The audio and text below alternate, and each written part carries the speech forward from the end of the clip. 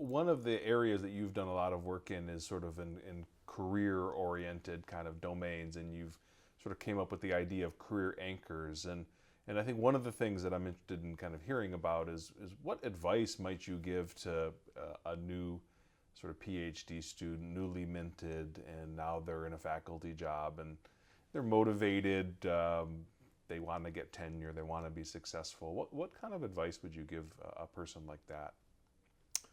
Well, paradoxically, I think the most important advice I would give them would be get to know the culture of the institution in which you're trying to get Right, ahead. yeah.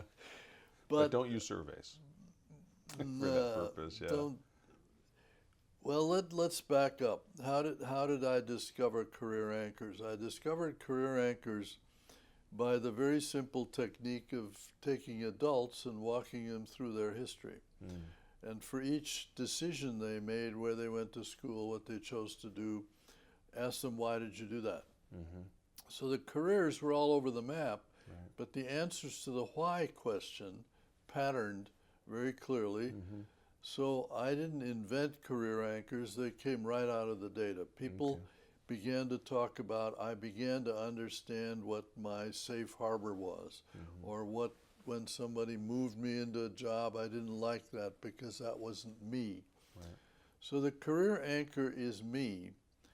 And the way to look at career counseling is to say you have to learn how to match what is you Mm-hmm, with what the environment in which you're going to work really values and affords. right. It's a matching problem. Mm-hmm, And it's much easier for people in a way to figure out who they are right. than to decipher the culture. Mm, But also, I think people get quite illiterate about themselves. mm, And so the career anchor test is just the same kind of history. right. Go over what you've done Mm-hmm, and figure out why you did that, mm-hmm, and look for the pattern in the whys, because chances are that's what you're going to want to continue to do. interesting. And it's really not so mysterious. I think one reason the career anchor concept works is because it's very here and now. Right. The concepts are things like autonomy and security. Right. They're not abstruse, invented psychological terms.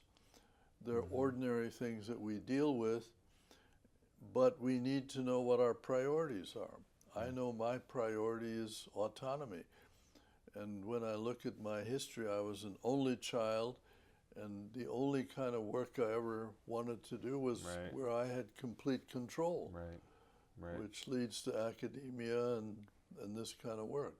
Yeah, I think that's very characteristic of academics, maybe more broadly. Absolutely.